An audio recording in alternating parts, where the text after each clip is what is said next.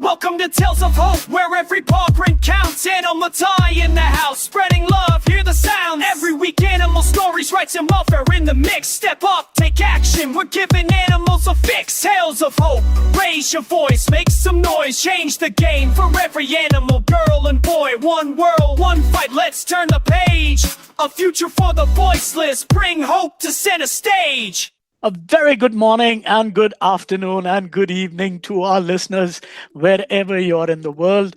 Today, we have a very wonderful soul with us, John Oberg, who is an avid animal advocate who works in creating a better space for the animals around the globe. John, welcome to the show. Thank you so much for having me, Anil. I really appreciate it. Thanks for everything you do for animals. Thank you. Now, let's dive straight in. You went from full-time into animal advocacy. What single moment convinced you to trade stability for this mission? And how did fear show up afterwards? Well, when I first learned about how farm animals are treated in today's world, I was horrified, and I knew that I never wanted to pay someone else to do some horrible stuff like this to animals. But being a lifetime animal lover, I realized that just myself making change isn't enough. I need other people to make changes as well. I need systemic change, and that comes from many, many people in society making changes that help animals. And so I decided after I went vegan in 2009 that I would become an activist as well and encourage other people to do this and to move along the spectrum between standard Western diet and veganism. Wow, that's a beautiful way. But, there is still one thing. How do you manage the stability between the mission and, we are all so caught up in materialistic gain on our side. So how do you balance that? Or rather, let me ask you, not balance, how do you manage both the ends? How do I balance what? How do you, because we need stability as well. Oh, I see a lovely cat behind. That's a fur baby. Wonderful. Now, we all need stability even. We definitely have the bills even to pay. So how do you not even balance, how do you manage both the ends, Yeah, well, when I decided to become vegan and to become a vegan activist, I knew I wanted to do this with every bit of effort I could possibly muster. And that meant that becoming an animal activist should become my full-time job. And so it wasn't enough for me to work a regular job and then, do vegan activism in the weekends or in the evenings. It was more than that. And so I decided to pursue it as a career. And so fortunately, after graduating from college in 2012, I was able to land a job working for an animal rights organization in 2012. And then in the last 13 years, I've been doing this full time. And the last 7 years of for myself, doing this work independently. And so I think that this is the most meaningful work that I could be doing for animals. And for that reason, I've really gone out of my way to try and make it a possibility. Honestly, it's an inspiring story for the listeners who want to get into animal activism, animal welfare. I think they should get inspired by your story. Now, social media can be blunt and noisy. How do you shape a single post so it moves millions without losing the moral nuance? So using social media is really important in my animal advocacy. I focus on using social media to amplify a message of creating a better world for animals. And a large part of this is getting pro-animal content out there. A lot of this is showing undercover footage that shows the real treatment that farm animals face in today's world. And it's really important to get this message out there because most people don't understand what's happening to these animals. And so for me, the right kind of message is one that strikes a balance where it is appealing enough to people who are already on my side. So think vegan activists, vegans, even vegetarians, and then um, also is appealing enough to non-vegans where they're not feeling like they have to turn away in horror, where they feel like they are being judged by me. So I try to walk this fine line where I appeal enough to both sides that my posts are seen by as many people as possible.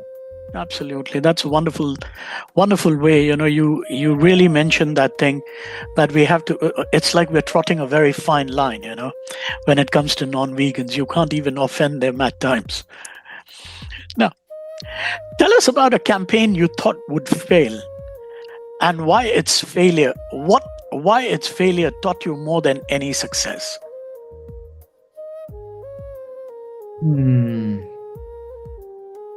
How many questions do we have, Anil? 18. Maybe let's skip that one because I don't really do campaigns. Okay. All right. Not an issue. That's perfectly fine. Don't worry. Okay.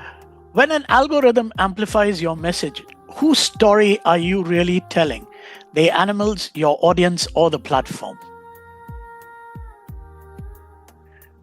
When I am telling a story via a social media post, it is really a method to get people to think about animals differently. And sometimes that's told through the animal's own story. Sometimes that's told through my experience with these animals. Sometimes it's told through the stories of someone else and their experience with a particular animal or set of animals. It can always look different, but the end goal is always the same, and that is to get people to think about farm animals in particular in a different way that they otherwise wouldn't have been thinking about them. Because the vast majority of people don't think about the food that they're consuming, and they don't think about the animals who they are impacting. But because most of us eat animals, most people are playing a significant role in the lives of these animals.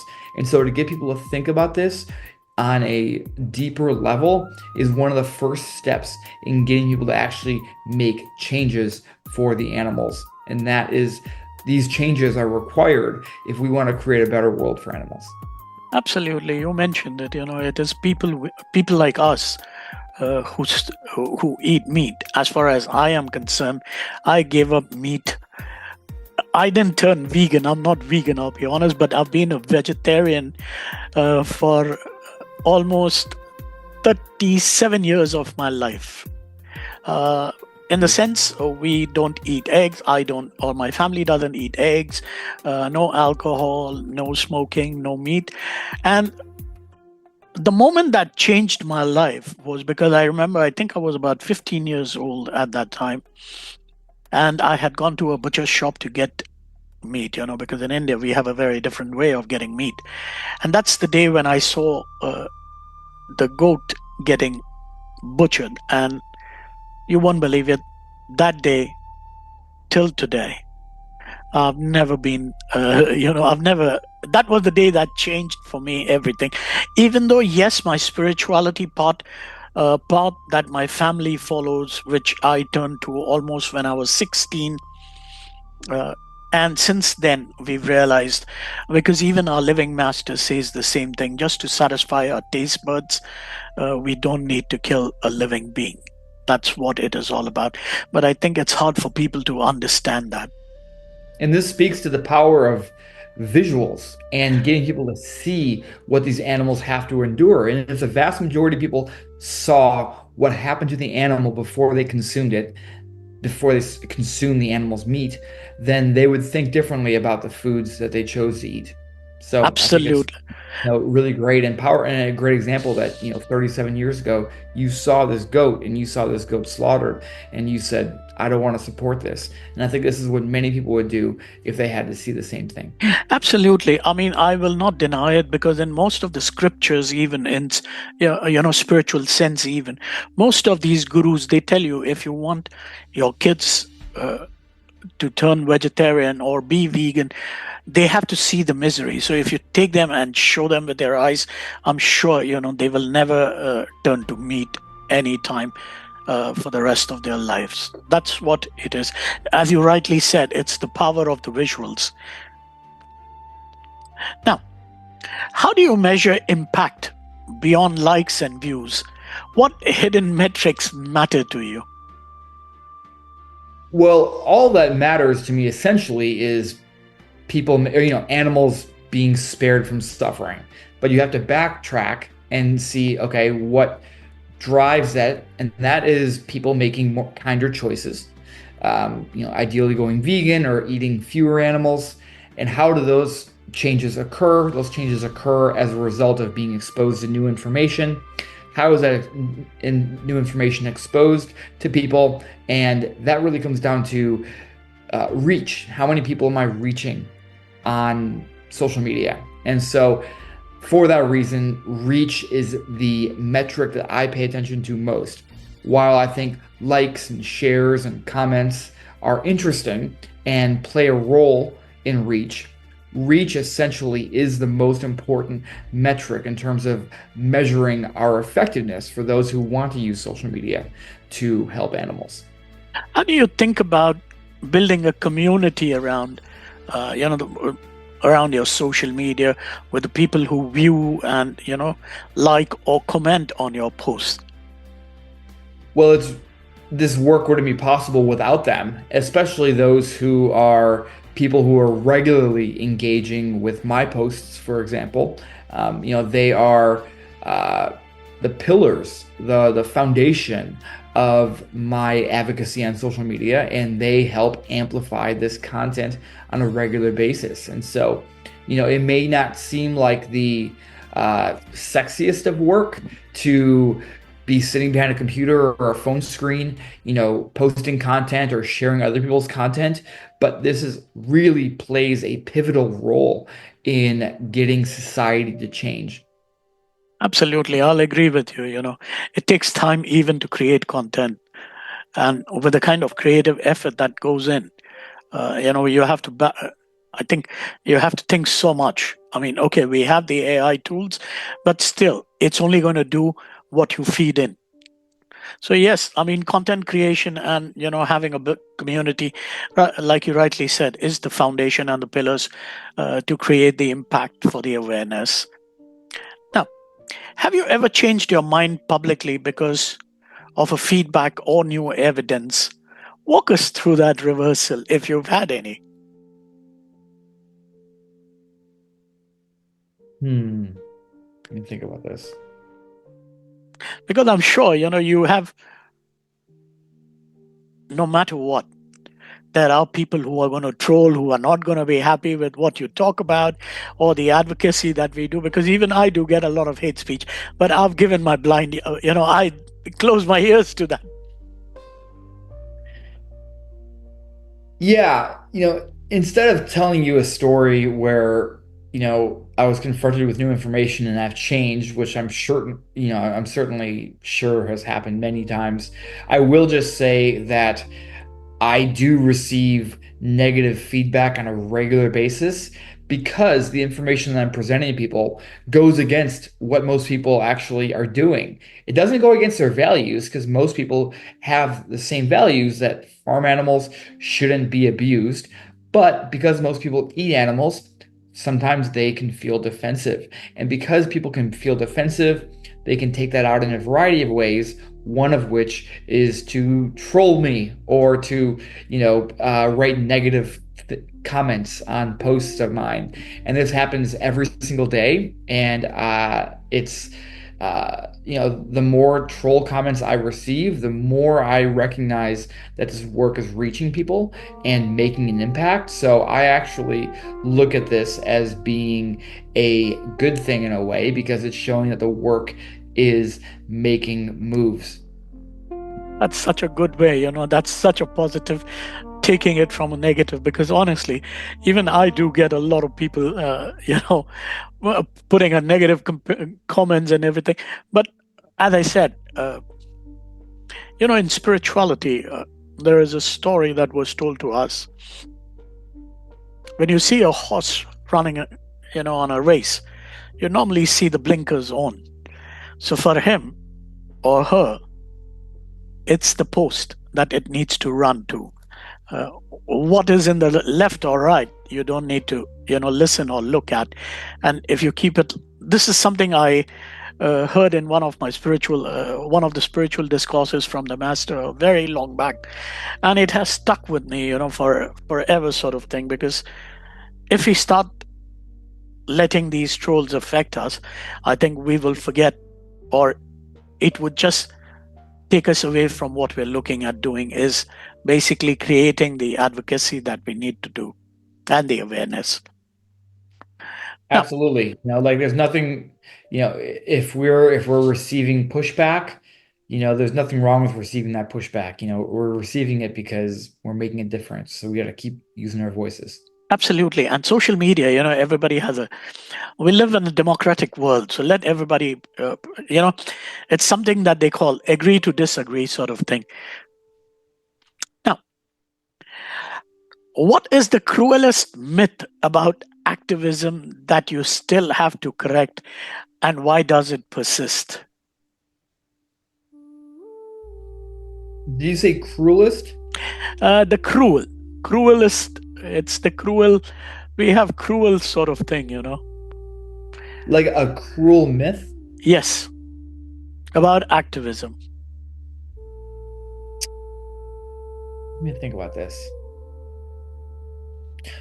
Well, the biggest myth that I think about in terms of social media activism is that when we as animal advocates are utilizing social media to amplify pro animal messaging, the myth is that we are only reaching people who already agree with us. Or, we have a saying, preaching to the choir. But we are actually reaching so many other people because of the way that social media works. When someone shares your post, it gets seen by their audience, and then their audience can share it, and it just spirals out from there.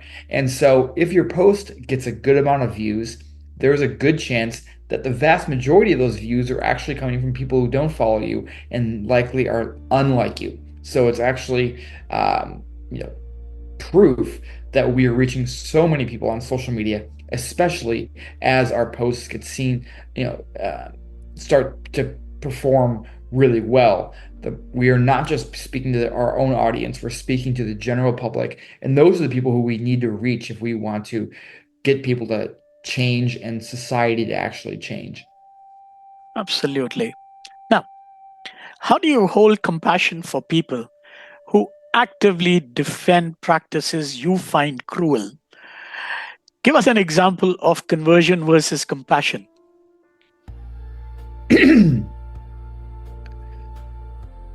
So people are often going to push back because they feel defensive.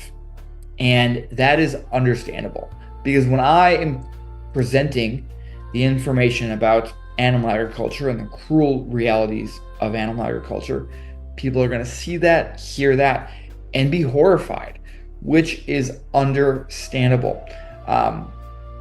But some people will take that horror and essentially play mental gymnastics, and they will want to feel like they can continue doing things as they have been doing, living in a way that they have been living, like eating animals for years, for example. And they will try and argue that they are justified in continuing to do so. And I think it's totally understandable. It is difficult to receive this information and then also be like, okay, I'll just change everything I have been doing and the way I've been eating for the last, 10, 20, 30, 40, 50 years. It can be a big ask. And so for that reason, I try and put myself in their shoes. I've been vegan for 16 years, but for the first 21 years of my life, I ate animals every single day. And I didn't think twice about it, despite the fact that I considered myself an animal lover. So I have to put myself in my own shoes, or in their shoes, based on my own experience, and understand that people are on their own journey. And my part in their journey might be the final straw that gets them to go vegan, but it might be the first step in their journey where I am just getting people to first have the first idea that, hey, farm animals aren't treated that well. They don't have good lives.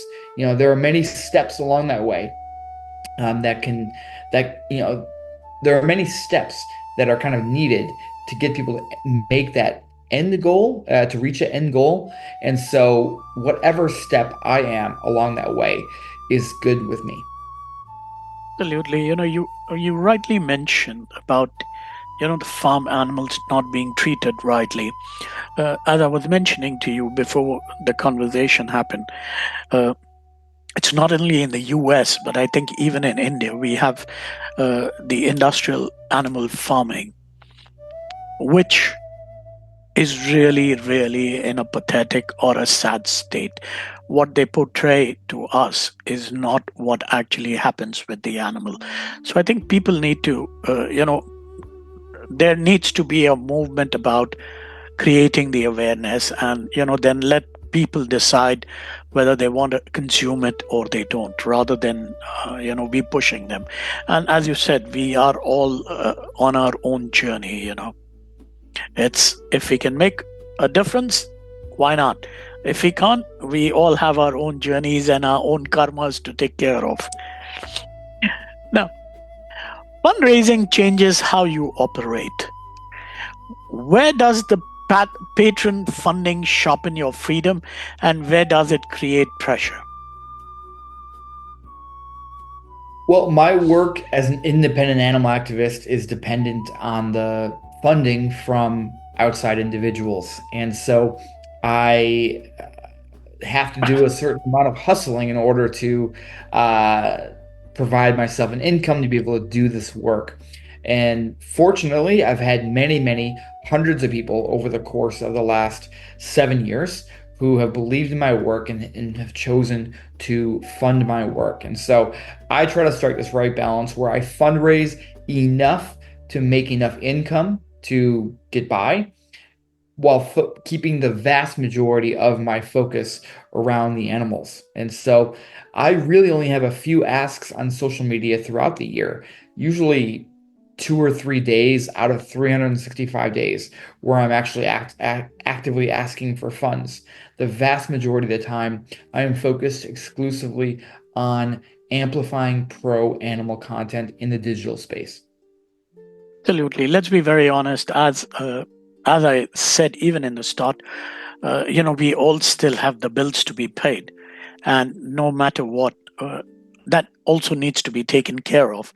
And if we are doing the cause of God, I would rather say it is the purpose, of it's the God making us do things like this by being the voice for these voiceless. So I think for that, even bills at the end of the day still need to be paid, if I'm not mistaken. And I can tell you how difficult it is, because when you fund it from your own pockets, even it's quite a lot, because I know that, because I've been also taking care of a lot of animals, and I know how difficult it is, and the kind of expenses that go in terms of vaccination, getting them neutered, sterilized, and all these things, and taking care of their food even. That's quite an expensive affair, to be honest. Now, yeah, well, thank you for sacrificing your own financial well-being for the benefit of animals. The animals have so many odds stacked against them, but they do have a few people in the world who look out for their well-being and work to make their lives a better place, and that includes you. So thank you, Anil.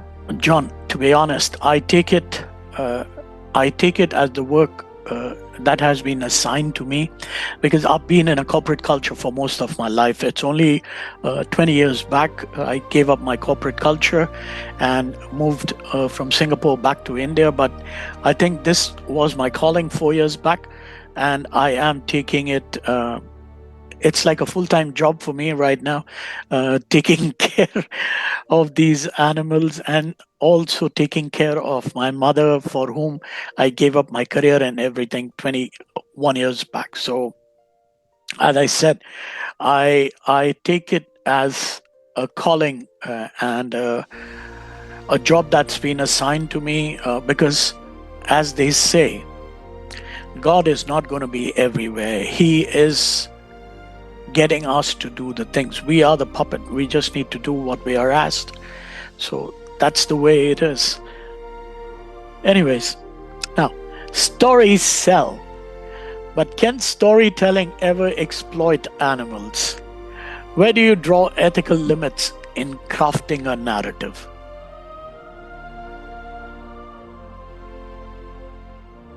Let me think about this.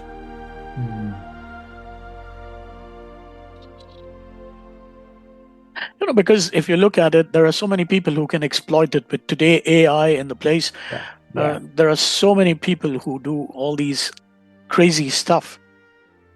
So it's really, really important that we amplify pro-animal content, and it's important that we never do that at the cost of exploiting animals in any way. And so each animal who has their story told on social media is an ambassador to help other animals, and it's really important that those ambassadors are treated with the respect and kindness that we would show all animals.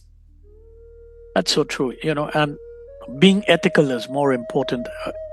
I would rather say not only ethical, but also having a bit of empathy today, which we human race is basically, I think we've all exhausted it. Now, sorry, I mean, I'm being a bit blunt even at times, I'm sorry about that. I like it. I like bluntness. It's good. Now, describe the moment you realized social media could be a movement machine. What did you do differently after? Well, I got my start in animal activism handing out leaflets on street corners and college campuses, and on a very good day, I would reach thousands of people, which took a lot of effort and energy, but it always felt good after I did that. And then when I shifted to focusing on social media, I realized I could reach dozens or hundreds of times that number of people in a single day by focusing on social media. And so that is, this realization I made in around 2013 was a really, really transformative bit of time for me. Wow, that's true. Today we all know. I mean, we live in a digital age where social media can amplify so much. That's the reason, to the previous question, it was there are so many people who use it negatively or to spread in false information, because I don't want to point fingers at anybody or go the other way. But today we have a situation in our own country where media is so biased, and there are so many people like me every day, day in and out, struggling to amplify the truth and the reality, the ground reality, because I think the ground reality of these animals is totally different as what is projected by these media houses. So anyways, we have to fight that, and we know social media can be a real good tool for amplifying that noise.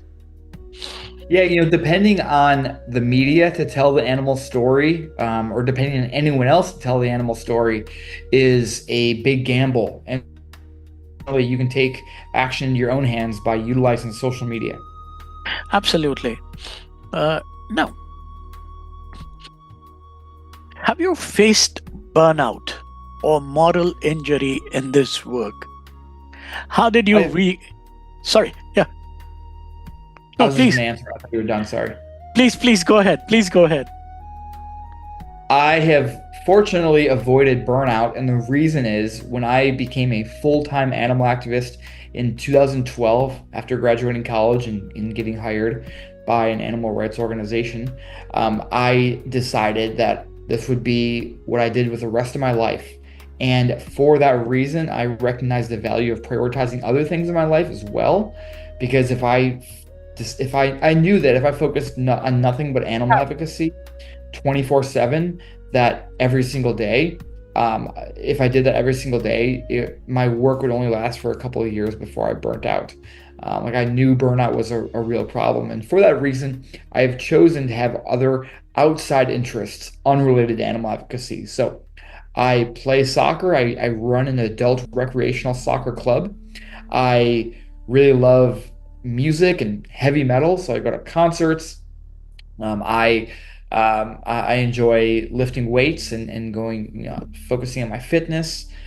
So there are a variety of things that I do in my life that I prioritize outside of animal advocacy so that I can focus on this work and give it my all, but do it in a way where I can do it over the course of my entire life rather than just a few years. Absolutely. This is such a beautiful way, and you rightly said, until and unless you don't take yourself, place yourself outside the animal welfare and meet up with different other social people, I think you can burn out very fast, if you ask me. Because me and my wife, we have that sort of a situation at this point in time. Anyways, so how do you reconcile the weight of witnessing suffering with continuing the fight? It can be really hard, at doing this work. I am witnessing a lot of animal cruelty. You know, there are definitely people who view it a lot more like undercover investigators in the animal rights movement. They spend their lives and careers basically getting this footage, and so they're seeing a lot more. But for the amount that I am seeing, it does take a toll on me. But what I choose to do is, it's kind of twofold. For one, I kind of compartmentalize, and I try to keep that exposure to cruelty in like one little part of my brain and not let it spread to the rest. And otherwise, I would think about this stuff all of the time. And then the other part of the way that I avoid, just being absolutely horrified is by focusing on the good that I can do rather than the bad that is outside of my control. Because there's always going to be bad things happening to animals. And so it's really important to focus on your role in making the world a better place for them rather than everything that's happening that's out of your control. Absolutely. I always, because of the kind of people I've been meeting on the show, and me and my wife, we keep talking. Let's try and save one and take another day, because I'll tell you what. In my mother's compound, where I take care of 6 kids, I mean 6 dogs, furry babies that I take care of, one I had to take home because when she was 4 months old, I think this was in around December last year, Christmas. Uh, there are people in the car in this compound society. They drove a car over this little puppy when she was just 4. I had to take her to the, rush her to the medical emergency and get her all the vaccinations, get her all the medications, put her on the saline and all these stuff. And then, since we have already 2 at home, okay, we have 2 dogs already, and these are 2 big ones because I have labs. One of them is also a rescue, the female. And then you won't believe it, when I brought her back to the compound, I'll be very honest, for at least for the first, I think it's about 6 days, between me and my wife, we were debating whether to get her home or not. But my wife was very clear about it, bring her home. It was me who was a bit hesitant, to be honest, because as we already have 2, and I know how difficult it is to take a responsibility. But I think it was on December 23rd night that we decided that's it, because this kid was crying and was in pain. And finally, we took her home. And you won't believe it, it's been a year. It took her about, I think if I'm not mistaken, it took her about 6 to 8 weeks to be able to get up and move. Fortunately enough, by the grace of God, she moves perfectly fine. Since she was a puppy, the doctor, the vets said that it will heal faster because she's still a pup. But that's the same sort of scenario that has happened to her other 2 sisters even. But couldn't take all of them home. I wish I could have. We tried getting them adopted, but in India we have this issue. Getting an indie adopted is far more difficult than getting a breed adopted. But today, I mean, sorry, I might be blabbering a lot, but today, if you look at social media, there are a lot more breeds that are getting abandoned in India.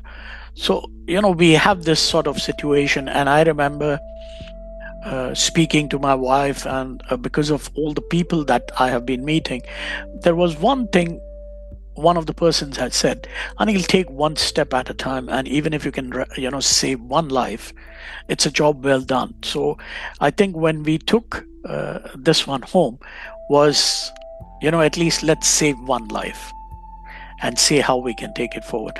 So today we have 3 at the home, but that's another story for some other day.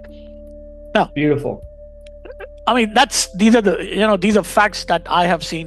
And that's the reason I asked you about burnout, because at times, with the kind of cruelty I have been seeing day in, day out, and fighting it almost, there are days where I am absolutely down. But I think because of the family support and everything, and being with my furry kids, they actually pep me up, sort of thing, to keep going.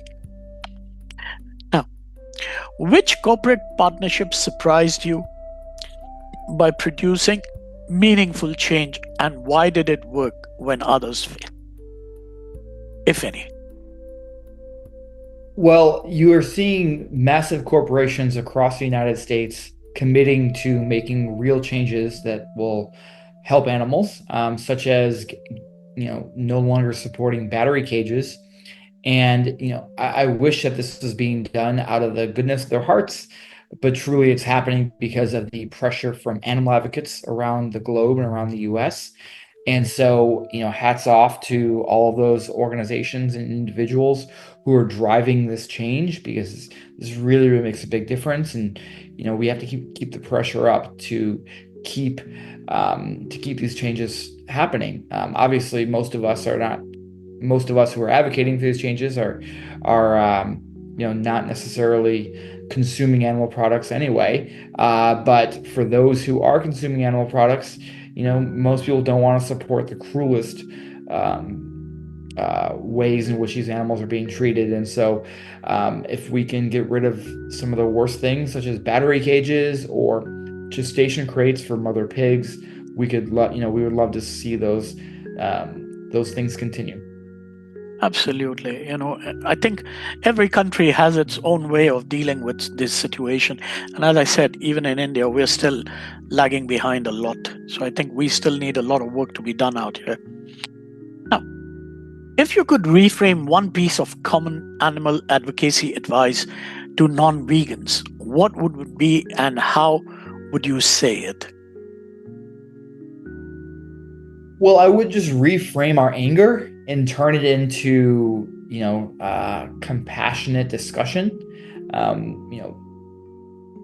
For those who are already, let's say vegan activists, we look at much of the world who isn't vegan, and we just see that the bad they're contributing to, that we just see like our friends and family actively eating animals. And to us, sometimes I can feel like our friends and family are like actively causing real harm to animals intentionally.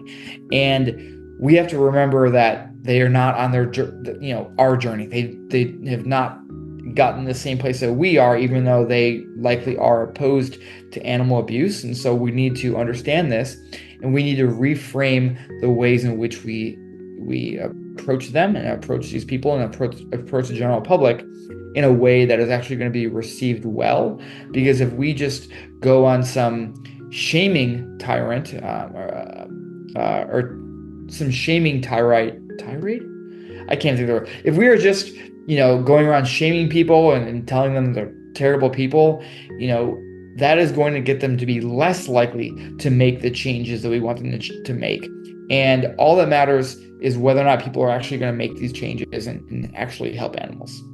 Absolutely. A few months back, I had a guest on the show, uh, Dr. Andrew Knight, and he is a serious advocate of being vegan.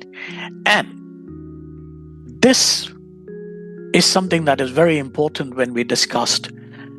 He has scientific proofs, he has journals which actually prove that going vegan increases human lifespan by at least 2 times and the animal lifespan by 1.5 times. And not only that, because he was mentioning to me very clearly, I remember, because we're still trying to see how we can do a lot of other stuff. He said there is one field out of all the fields which has almost 80 clinical researches and trials and paper on going vegan. Can you believe it? And this is scientifically proven how much of effect we are causing to our environment as well as to the animals when we're consuming them. So if we could consume less, we could be saving our environment as well as the animals at the same time, and all the bad things that we are all doing to our climate and nature around us. Now, what role should policy play versus cultural persuasion, and how do you decide which avenue to pursue for a problem? That's a deep question. Can you repeat it? Yeah, sure.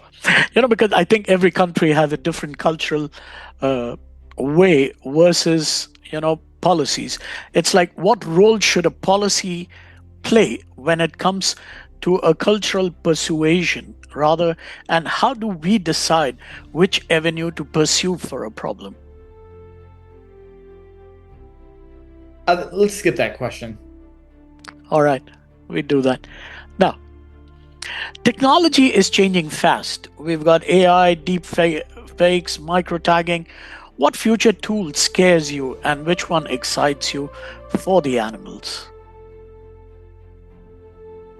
Well, I think that the scariest potential is that people won't believe anything that they see on social media because they will just say, "Oh, that's AI," and that could just become shorthand for, "Oh, it's something I don't want to believe is happening," and, "Oh, that must be AI," and people will might potentially be concerned that what they're seeing isn't true. And us as animal advocates, especially farm animal advocates, a big part of our role is exposing the cruel reality that farm animals are facing.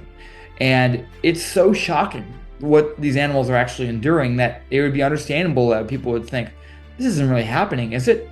And so if a good portion of the content you're seeing on social media is artificially created, then people might think that the true content that we are putting out there is fake. And obviously, we will know that it's not fake, but what, this content getting views and getting seen by people and being impacting people is dependent on them believing that it's true. Absolutely. We know we are all facing into a challenge, how to make sure that what we're putting out is a genuine content. But with AI, as you rightly said, yes, you do send out a benefit of doubt in the minds of the consumers and the audience. But I think we will all have to move forward with that today or tomorrow. And as they say, truth will always be truth, no matter what you do. Now, tell us about a time you used humor, vulnerability, or radical honesty instead of facts.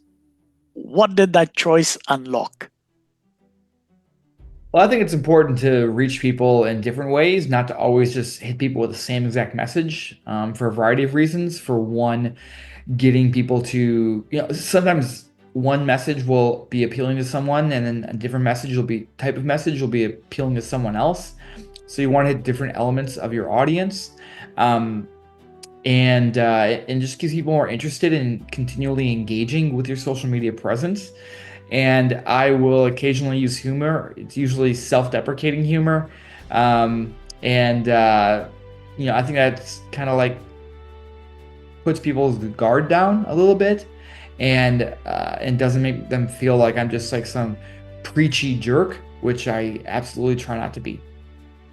Wonderful. That's a very good advice. Now, coming to the end of the question, 10 years from now, if your work has succeeded beyond your dreams, what does the work look like, and what will you be doing differently? Well, obviously, the end goal is a vegan world, a world where no animals are suffering. And I would love to put myself out of business by creating a vegan world. Unfortunately, because animal agriculture is so prevalent around the globe, there's just so much suffering happening every minute of every hour of every day.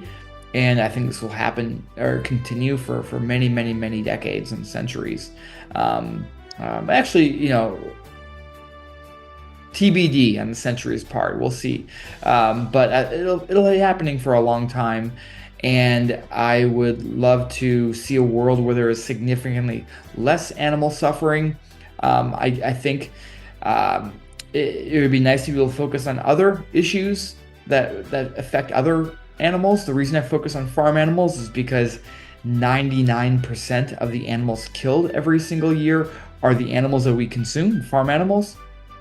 And so naturally, you're going to make the biggest impact for animals by focusing on them in your advocacy and also the foods you choose to eat. But it would be nice to be able to focus on other issues such as cats and dogs, and animal testing, and all the different ways that which animals are exploited. But for now, I prioritize farm animals for the reasons I just mentioned. So, maybe in 10 years, if animal agriculture ceases to exist by some miracle, then I would love to be able to focus on other issues around animals. That's such a beautiful thought. Let's keep our fingers crossed. But due to the kind of couple of people that I've been speaking to, because of the big industrial giants involved in this, it's very less likely to see a world where we have, less cruelty towards these farm animals. But let's keep our fingers crossed. We never know. When we had COVID, everybody just went silent. So let's hope so. We have a miracle coming like that. Now, coming to the end part of the show is where I let the guests talk about their favorite project, if they want to make a fundraise appeal. This is where the floor is yours, John. Sure. So naturally, I focus a lot of my energy on social media. So if anybody would like to connect with me on social media, they can find my handles at John Oberg. They can go to johnoberg.org, which is my website, and find other pieces of media of mine. They can find links to all my socials and so on. And if they would like to support my work by making a donation, ideally a monthly donation, even if it's small, that would be really huge. And they can do that on my website or at donorbox.org/John Oberg. John, thank you very much for taking the time to be on the show. Thank you so much. I really appreciate this. I know. Thank you so much for everything you're doing for animals, and keep up the good work. Thank you.